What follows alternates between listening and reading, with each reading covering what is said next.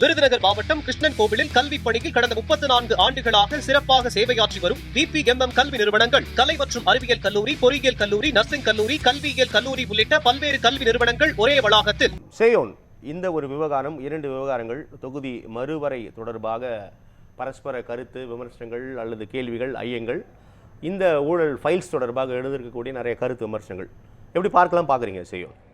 மக்கள் வரி பணத்தை தொடமாட்டேன், தொடவும் விட மாட்டேன், தொட்டவனை கெட்டியாக பிடித்துக் கொள்வேன். எல்லாமே டைலாக் தான். விஜயபாஸ்கர்களை கெட்டியாக பிடித்துக் கொள்வேன். இதுதான் முதலமைச்சரோட வசனம்.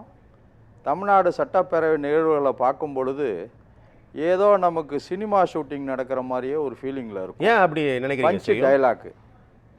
என்னுடைய டேபிளிலே கோப்புகள் இருக்கிறது, 3 கோப்புகள் இருக்கிறது. அதை நான் உரிய நேரத்தில் வெளியிடுவேன் அப்படின்னு சொன்னார் முந்தா நாள் 19/8/2026. இன்றைக்கு எதிர்க்கட்சி தலைவர் திரு உதயநிதி ஸ்டாலின் அவர்கள் எழுந்து இந்த பஞ்சு டயலாக்லாம் வேண்டாம், கோப்புகள் இருந்தால் உண்மையிலே இருந்தால் வெளியிடுங்க, வழக்குகளை சந்திக்க நாங்கள் தயார், இந்த டயலாக்கு இல்லை ஜோசியக்கார் சொன்னால் தான் வெளியிடுவீங்களான்னு கேட்டார். அப்போயே முதலமைச்சர் என்ன செஞ்சுருக்கணும்? உண்மையிலே கோப்புகள் இருந்து கோப்புகளிலே ஏதோ முந்தைய ஆட்சியின் மீது குற்றங்குறைகள் ஊழல் நடந்திருந்தால் அவர் இன்றைக்கு வெளியிடுவதற்கு தயக்கம் என்ன?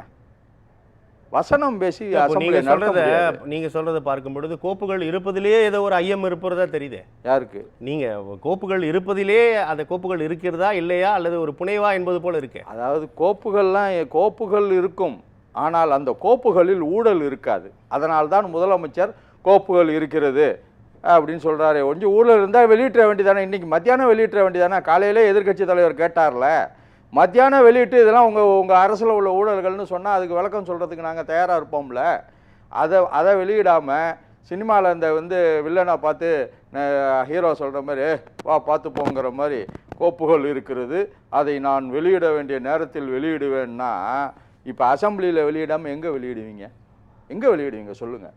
நேராக இன்னைக்கு டேரிங்காக எதிர்க்கட்சி தலைவர் கேட்டார்ல, வெளியிடுங்க, நாங்க சந்திக்க தயார் இருந்தா வெளியிட்ட வேண்டியதானே. சட்டமன்றத்தில் சட்டியில இருந்தா தானே அகப்பையில வரும், இன்வெஸ்டிகேஷன் போகும். அது ஒரு தனி போறதுக்கு முன்னாடி சட்டமன்றத்திலேயே வெளியிடுவாங்க. நான் வெளியிடுவேன்னா அப்ப இன்வெஸ்டிகேஷன் போலையா இல்ல இன்வெஸ்டிகேஷன் முடிஞ்சிட்டா? ஒரு பதில சொல்லுங்க, 2 பதில் சொல்லாதீங்க. இன்வெஸ்டிகேஷன் இஸ் கோயிங் ஆனா or investigation is yet to begin or investigation ஓவரா? விசாரணை முடிவடைந்து விட்டதா? விசாரணை நடந்து கொண்டு இருக்கிறதா? விசாரணை நடைபெறப் போகிறதா? விசாரணை முடிவடைந்து விட்டால் கோப்புகளை விட தயக்கம் வேண்டாம். விசாரணை நடைபெற்று கொண்டிருந்தாலோ விசாரணை தொடங்காமல் இருந்தாலோ கோப்புகளை பற்றி முதலமைச்சர் சட்டப்பேரவையில் பயன்படுத்தக்கூடாது. ரைட் டைம் என்று சொல்வதற்கான பின்னணி என்பது அதுதான். அப்படி நம்ம புரிஞ்சுக்கலாம். விசாரணை அதற்கான வேலைகள் போய்கொண்டு இருக்கிறது. It is a right time. We waiting for the right time. Asking you how dare enough you release the files when opposition asking, is it not the responsibility of the honorable chief minister to release the files immediately if files are available? Okay, understand my question. உண்மையிலே கோப்புகள் இருந்திருந்தால் முதலமைச்சர் அதை வெளியிடுவதற்கு தயக்கம் என்ன right time என்ன ஜோசியம் பாப்பீங்களா? அதான் கேட்டார். ஜோசியரை கேட்டுதான் பாப்பீங்களான்னு கேட்டார். அந்த ரைட் டைம்க்கு அர்த்தம் அதான் சொன்ன செய்யும். ரைட் டைம் என்பது விசாரணை உத்தரவிட்டு இருக்கலாம் அல்லது அது சார்ந்த வேலைகள் நடைபெற்றிருக்கலாம். பத்தி பேசக்கூடாது. இல்லங்க, அதுதான் அந்த ரைட் டைம். அந்த ரைட் டைம்க்கான அர்த்தம் என்பது அது அப்படி இருக்காதான்னு கேக்குறேன். விசாரணை முடிஞ்சாதான் தப்பா ரைட்டான்னு தெரியும். தெரியறதுக்கு முன்னாடியே நீங்க கோப்பு இருக்கு நான் வெளியிடுவேன்னு மிரட்டினா என்ன அர்த்தம்? அப்ப நீங்க மிரட்டி பார்த்து எதிர்கட்சிகளை மிரட்டி அசம்பிளியை ஜனநாயக கடமையை எதிர்க்கட்சி உறுப்பினர்கள் ஆற்றக்கூடாது, அவர்கள் கேள்வி கேட்கக்கூடாதுன்னு நினைக்கிறீங்க. மிசாவை பார்த்த திமுகவிற்கு வெற்றி கழகத்தையோ திரு விஜய் அவர்களையோ பார்ப்பதோ சட்டப்படி சந்திப்பதையோ எந்த இதில் இன்னைக்கு எதிர்க்கட்சி துணைத் தலைவர் திரு நேரு சொல்றாரு. பிரமாண பத்திரத்துல பதில் சொல்லிடுறேன், அப்புறம் கேளுங்க. பிரமாண பத்திரத்துல நாங்க குறிப்பிட்டிருக்கோம், அதை மீறி எங்கள்கிட்ட சொத்து இருக்குன்னு நீங்க நிரூபிச்சீங்கன்னா வழக்கு போடுங்க சந்திக்கிறோம்ட்டாரு. அதுக்கு மேல உங்களுக்கு என்ன சொல்லணும்? ஏதா இருந்தாலும் வழக்கு போடுங்க நாங்க சந்திக்கிறோம்னு சொல்லிட்டோம். சொன்ன பிறகு மடியில் கனம் இல்லை வழியில் பயம் இல்லை. இதான் திமுக. மடியில் கனம் இல்லை வழியில் பயம் இல்லை. நாங்க என்னைக்கு மிசாவை பார்த்துட்டோம், இந்திரா காந்தியை பார்த்துட்டோம், ராஜீவ் காந்தியை பார்த்துட்டோம், எல்லாரையும் பார்த்தாச்சு. பார்த்த பிறகு ஒன்றிய அரசை கடுமையா கடந்த 10 ஆண்டுகளாக ஏற்று வரக்கூடிய ஒரே கட்சி அகில இந்திய அளவில் திமுக தான். ஈடியை பார்த்துட்டோம், மோடியை பார்த்துட்டோம். அதனால எங்களுக்கு விஜயை பார்க்கறதுக்கோ வெற்றி கழகத்தை பார்க்கறதுக்கோ ஆதவர்ச்சனை பார்க்கறதுக்கோ ஒரு பெரிய விஷயம் இல்லை. சட்டசபையில் சட்டமன்றத்தில் மாண்புமிகு முதலமைச்சர் இந்த சார்ஜை வைக்கிறாரு. அதை வந்து நீங்க அதை நீங்க பெருசா யோசிக்கலையா?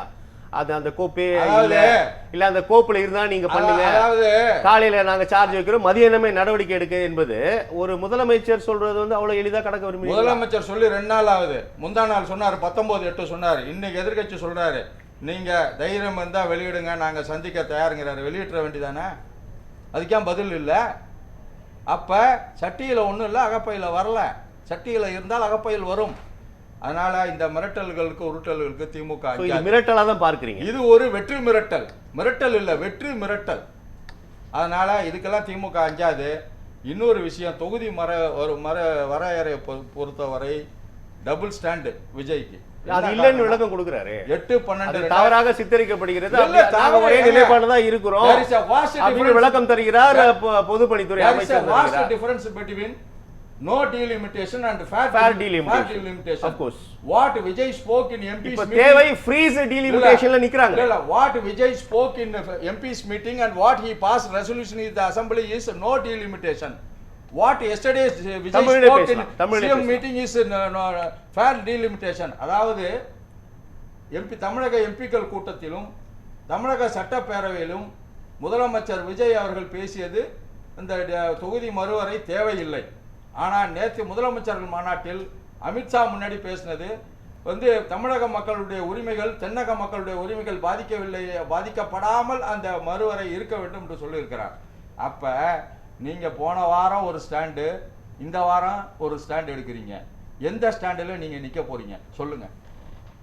எந்த ஸ்டாண்டு? நீங்க வந்து போன வாரம் வந்து நோ டீலிமிட்டேஷன், இந்த வாரம் ஃபேர் டீலிமிட்டேஷன். ஆதவ் அர்ஜுனா அதுக்கு விளக்கம் என்ன சொல்றாருன்னா 543 எம்பிக்கள் என்ற எண்ணிக்கையில் இருக்க வேண்டும் என்று தொகுதி மறு வரையறை தொடர்பாக சட்டமன்றத்தில் நிறைவேற்றப்பட்ட தீர்மானத்தில் முதலமைச்சரும் அரசும் உறுதியாக இருக்கிறது அப்படின்னு சட்டமன்றத்திலே அதை பகிர்ந்திருக்கிறார். 12/8 அப்ப மீண்டும் அதற்கு உள்நோக்கம் கற்பிக்கதா?